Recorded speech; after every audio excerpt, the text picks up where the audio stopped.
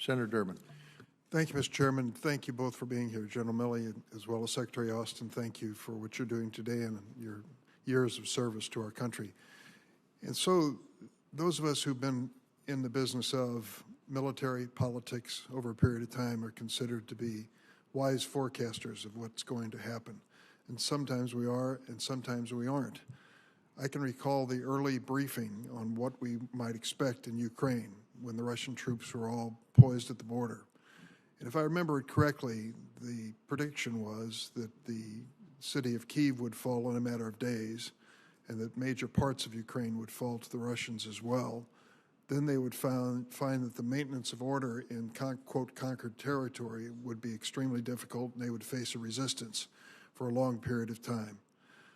I remember that prediction as we all watched reality unfold. Kyiv today, thank goodness, is still not in the hands of the Russians, though it's under attack, I'm sure. And most of Ukraine has not been conquered by Russia, thank goodness. And they are apparently having a difficult time hanging on to what they currently have and are fighting to extend their reach every day. And I just wonder, we can assess it in many different ways, but certainly the courage and resilience of the Ukrainian people, first and foremost, is the reason for what we see, at least I think so. And I wonder what we've learned about Russia's military strength and what we anticipated they would deliver in the field and what they actually delivered. And I know it's been asked earlier by Senator Baldwin, but a declaration of war, what would that mean in terms of Putin's capabilities in extending his military reach in Ukraine? Secretary Austin. Yeah, with your permission, I'll answer first, and if you want the chairman to respond as well, sir, certainly we'd offer that.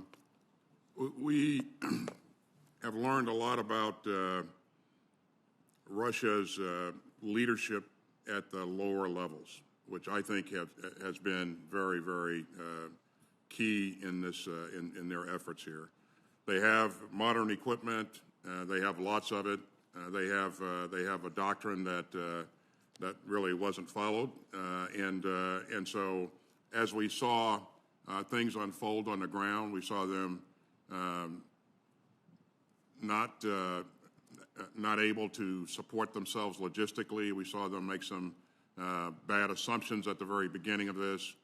We saw them fail to integrate aerial fires with their ground maneuver, and just a number of missteps.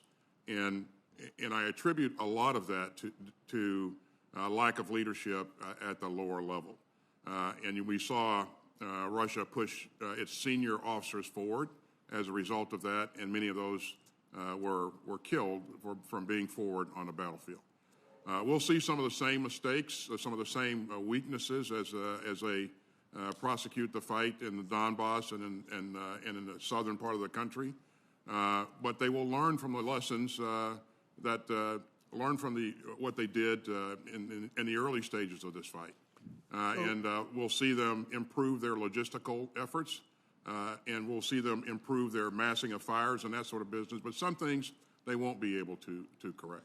So we've learned a lot about their leadership at the lower levels and their level of training. I'd like General Milley to respond, but there was a suggestion that if declaration of war took place, something would happen automatically under Russian law of conscription. And that suggests to me, as a civilian, that a lot of untrained men in this circumstance might be called into training and exercises that they aren't prepared for, they haven't been conditioned for. That doesn't seem like it would be an immediate boost to their effort. That's exactly right, Senator. He would be able to mobilize more people, but to adequately train those people to be more effective than what we've seen on the battlefield thus far, that's questionable. General Milley, if you'd respond to that question that I've asked earlier, and if you'd also add to your comments since I'm running out of time, I have a particular concern about Poland and the Baltics, and they worry every step of the way of extension of Russian aggression into their region. I hope you'll address that in your comments. Just very, very briefly, Senator. Declaration of war does have some implications inside Russian society legally. As the Secretary said, it would allow them to mobilize additional forces, but again, training, et cetera, how long it would take for them to get to the front. In terms of the lessons learned, leadership is clearly the key, from Zelensky on down to the lowest private. And as Napoleon taught us a long time ago, moral is to the physical as 3 is to 1. So they are capable. That is probably the most important difference right now between the Russians and the Ukrainians, is the leadership throughout the levels. In addition to that, it's what the Western nations, NATO and particularly the United States, taught their leaders since 2014 about mission command. The Ukrainians are practicing a decentralized, intent-based set of tactics. The Russians are practicing a top-down, very, very top-heavy, directive in nature sort of set of orders coming from the top, which is not necessarily the best thing to do in a dynamic battlefield. The second thing is the effective use of anti-tank weapons has been phenomenal on the part of the Ukrainians.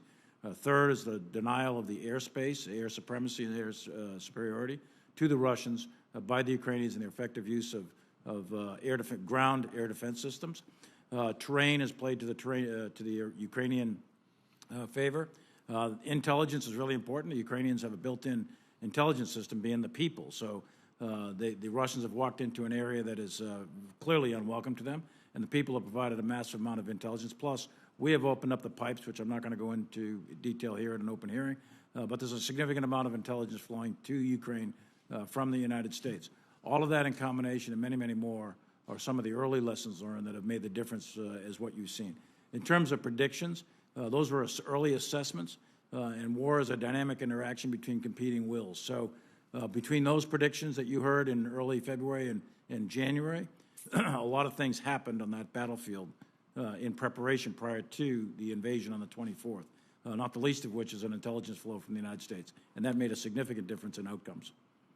Poland and the Baltics. And Poland and the Balkans. So Poland is Baltics. Yeah, Poland is clearly, these are all NATO Article 5 allies.